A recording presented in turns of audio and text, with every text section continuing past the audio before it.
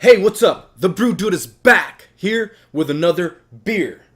We got Sierra Nevada's Kellerweis Bavarian Stout Wheat, 12 fluid ounces, brewed in California, and I believe in Mills River, North Carolina, if I'm correct.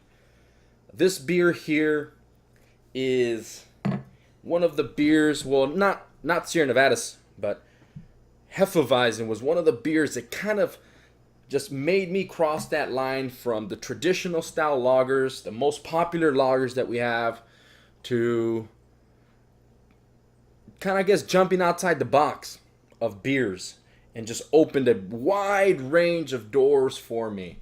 So, to me, this beer here is, I guess, for me, my coming of age beer when it comes to the different other non-lager, non-main companies, non-big company beers. Sierra Nevada is a big company. What I'm talking about, though, is the American style lagers that we see everywhere. Anyways, with that, 4.8% alcohol by volume, Bavarian style wheat, Sierra Nevada, which is an amazing brewery, Kellerweis. There's some major differences on the American style wheat beers, Bavarian style wheat beers. There's major aroma, flavor. The visuals are very similar, but the aroma and the taste are a big one. So if you've never had it, or have never had a Bavarian style wheat beer, and you do get one, you're definitely going to be able to tell a difference. Some people don't like them because of the flavors they have. So usually wheat beers, because they use wheat in brewing these beers, obviously. Wheat, if you are a home brewer or do brew beer, the actual grain itself does not have a husk. And what happens when you brew a beer with a grain that does not have a husk, the husk acts like a filtration system when I guess moving the beer around when brewing it, so it keeps a lot of sediment back. But in this case, it's unfiltered. So this beer is for those who aren't scared to have a little bit of unfiltered beer drinking. Then this is for you. I can smell this beer already, but look what it looks. It looks like juice, right? Muddy, you can't even see through it. It's almost opaque when looking through it. Obviously, light can it's translucent, I guess. Light can pass through it, but I cannot see through it. That is a wheat beer for you. There's a lot of filtered wheat beers out there, or if you want your wheat beer to be a little bit more clear, just let it sit in the fridge longer and all the sediment's gonna sit. Don't mix the beer, don't flip it upside down, and you'll be fine. Gold aroma, right? See, this is where the difference of American style and Bavarian. What I'm getting here is sweetness, banana, clove, a little bit of orange, a little bit of mango, spices. I mean, this beer will probably go well with like baking some type of banana bread or something, which will probably be amazing. You could probably even pair it with banana bread, and that would be great.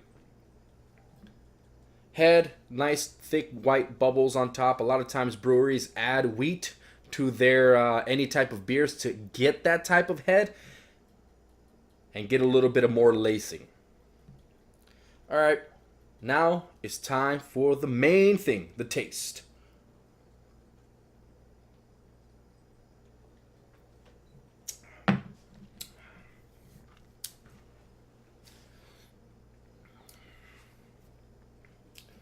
Very clean, high carbonation just at the beginning, right? It's almost biting, the carbonation. As soon as you drink, it just bites you, right? Then you get a nice citrus. Citrus takes over. Some of that mango and orange that I was telling you about. About mid-range, you're getting a lot of that mango sweetness. Then that clove and banana kick in at the end and just mellow you out of the beer. It's a really good beer, medium bodied, a little bit dusty. When I mean dusty, like I said, that wheat. Remember, that wheat makes a big difference in a lot of beers. A lot of people add it to their beers just to even get body to the beer. It's really good biting carbonation, medium to high carbonation, orange, citrus at the beginning, ending with the clove and banana, and then just lingering in your mouth. Like right now, it feels like I've eaten some type of banana bread or even some type of spiced citrus like dessert or something, right? It's great.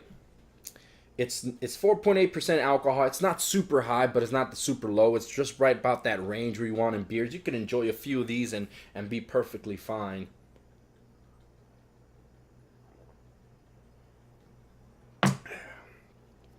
Yeah. It's a clove, spice, banana blast to your face with a little bit of mango.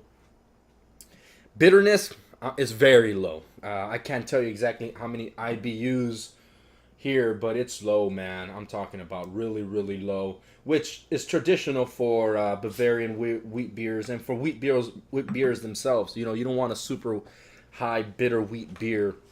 It's just it takes the balance off the beer. I really like it. It's definitely a beer you want to bring to a party or a group or even to somebody when you're ever invited to somewhere to drink and you're like, hey, let me just bring a 12 pack of something. But then maybe you might go to a place where you don't know people, so you're like, I don't know if I want to take my top beers and everything. I'm just gonna take some beers so people to drink and hide that 6 packs with just the people that you know can drink. This is probably one of the hide the 6 packs and enjoy with just your close friends on a hot summer day or something. Where I'm in Los Angeles, so I can enjoy this all year long. The bottle itself cost me about $1.30 or whatever. Very inexpensive, very tasty, very complex, and if that's something that you like in your beers, then you go and get it. Thank you for watching, subscribing, and liking. And with that said, the Brew Dude is out.